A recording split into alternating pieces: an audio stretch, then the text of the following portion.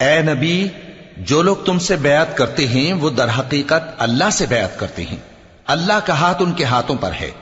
फिर जो शख्स अहद को तोड़े तो अहद तोड़ने का नुकसान उसी को है, और जो उस बात को जिसका उसने अल्लाह से अहद किया है पूरा करे तो वो उसे अनकरीब अजर अजीम देगा।